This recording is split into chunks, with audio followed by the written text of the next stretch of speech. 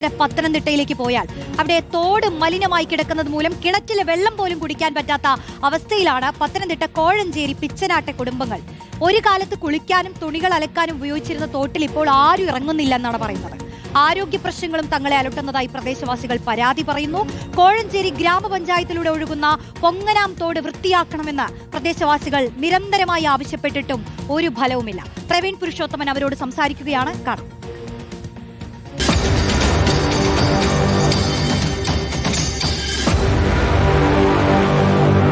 പുരയിടത്തിൽ കിണറുണ്ട്, പക്ഷേ ആ കിണറിലെ വെള്ളം ഉപയോഗിക്കാനുള്ള യോഗം വീട്ടുകാർക്കില്ല. കാരണം ഈ കിണറിന് സമീപം ഒരു തോടുണ്ട്. ഞാനിപ്പോൾ നിൽക്കുന്നത് കോഴഞ്ചേരി ഗ്രാമപഞ്ചായത്തിലാണ്.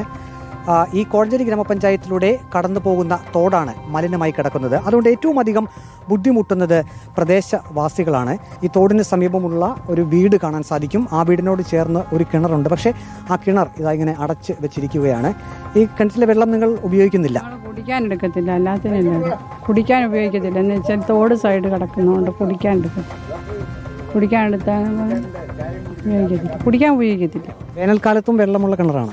ഇഷ്ടം പോലെ വെള്ളമുണ്ട്. കുടിക്കാനും എടുക്കത്തില്ല, കുളിക്കാനും നനയ്ക്കാനും ഒക്കെ. എന്താണ് ശരിക്കും ഈ തോട് മൂലം നിങ്ങൾക്ക് ഈ പ്രദേശത്ത് ധാരാളം വീടുകളുണ്ട് തോടിന്റെ കരയിൽ, എത്രമാത്രം ബുദ്ധിമുട്ടാണ്? വീടാണ് ഇതിനകത്തുള്ളത്.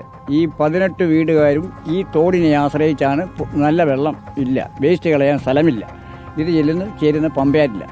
ഈ മുത്തൂറ്റ് ആശുപത്രി, ചിൽഡ്രൻസ്, കൂടാതെ പൊയ്യാലി ഹോസ്പിറ്റൽ, ഈ 3 ഹോസ്പിറ്റലിലെയും മാലിന്യജലം, 2 നേഴ്സിംഗ് കോളേജ്, ഇവിടുത്തെ 2 മാലിന്യജലം മുഴുവൻ ഈ തോട്ടിലേക്കാണ് ഒഴുക്കി വിടുന്നത്. അതിങ്ങനെ വന്ന് ഇങ്ങനെ ഇവിടെ കിടക്കുന്ന രോഗികളെല്ലാം അസുഖക്കാരാണ്. വേറെന്താ പറയുക, ഞങ്ങൾ ഒത്തിരി സമരം ചെയ്യുകയൊക്കെ ചെയ്താൽ ഇതിനകത്തുനിന്ന്, പക്ഷെ എന്നിട്ടും ഒരു ഫലവുമില്ല. ഇത് നമ്മുടെ ആരോഗ്യ പ്രശ്നങ്ങളെന്ന് പറഞ്ഞാൽ മെയിൻ സംഭവം എന്ന് പറഞ്ഞാൽ കോഴഞ്ചേരി ഗ്രാമപഞ്ചായത്തിൻ്റെ പഞ്ചായത്ത് മുഴുവൻ സപ്ലൈ ചെയ്യുന്ന വാട്ടർ സപ്ലൈയുടെ കിണർ, നമ്മൾ പമ്പ് ചെയ്യുന്ന കിണറിൻ്റെ മുകളിലായിട്ടാണ് ഈ വേസ്റ്റ് വെള്ളം വന്ന് വീഴുന്നത്. ഈ പറഞ്ഞ കണക്ക് തന്നെ ഇവിടുത്തെ ഹോസ്പിറ്റലുകളിൽ, ഇവിടുത്തെ വ്യാപാര സ്ഥാപനങ്ങളിൽ എല്ലാം വേസ്റ്റാണ് ഇതിൽ ഒഴുകി വരുന്നത്. എല്ലാ പ്രാവശ്യവും ഇതുപോലെ നമ്മൾ ഈ ജനപ്രതിനിധികൾ വരും, അങ്ങനെ ഇങ്ങനെ ചെയ്യാന്നൊക്കെ പറഞ്ഞ് ഇലക്ഷൻ സമയം വരും. പക്ഷേ അപ്പം ഈ കഴിഞ്ഞ ഇടയ്ക്കും 10-25 ലക്ഷം രൂപ മുടക്കി ഇത് ശുദ്ധീകരിച്ചു എന്നൊക്കെ പറയുന്നു. പക്ഷേ ഇതുവരെ ഈ കോളനിവാസികൾക്ക് ഇതിൻ്റെ ഒരു പ്രയോജനം ഉണ്ടായില്ല. അത് തന്നെയല്ല, ഈ കോളനിവാസികൾ ഇപ്പം പലരും ഇവിടെ നിന്ന് പുറത്തു പോയി വാടകയ്ക്ക് താമസിക്കുകയാണ്. ഇവിടെ താമസിക്കാൻ പറ്റാത്ത സ്ഥിതിയാണ്. ഇവിടെ പല കിണറുകളിലും വെള്ളം ഉപയോഗിക്കാൻ പറ്റാത്ത സ്ഥിതിയാണ്. ആ ഒരു അവസ്ഥയാണ് ഇവിടെ. ഇപ്പം മഴ പെയ്തതുകൊണ്ട് ഇപ്പം വെള്ളം ക്ലിയർ ആയിട്ട് പോകുന്നു. അതാണ് ഇപ്പോൾ ഇവിടുത്തെ അവസ്ഥയെന്ന് പറഞ്ഞു കഴിഞ്ഞാൽ. തോട്ടിൽ മാലിന്യം നിക്ഷേപിക്കുന്നത് അത് തടയണം എന്നാണ് ഈ പ്രദേശവാസികളുടെ ആവശ്യം. ഇപ്പോൾ മഴ പെയ്ത് തോട്ടിൽ വെള്ളം ഉള്ളതുകൊണ്ട് കുറച്ചൊക്കെ മാലിന്യത്തിൻ്റെ അളവ് കുറവുണ്ട് എന്നാണ് പ്രദേശവാസികൾ പറയുന്നത്. അവർക്ക് കുടിവെള്ളം പോലും ഉപയോഗിക്കാൻ പറ്റുന്നില്ല, കിണറുകൾ പലതും ഉപയോഗിക്കാൻ പറ്റുന്നില്ല. ആരോഗ്യ പ്രശ്നങ്ങളും ഈ പ്രദേശവാസികൾക്ക് നിരവധിയാണ്. വീഡിയോ ജേർണലിസ്റ്റ് അജി കുടുംബനൊപ്പം reporter Praveen Purushothaman, in reporter Pathanamthitta.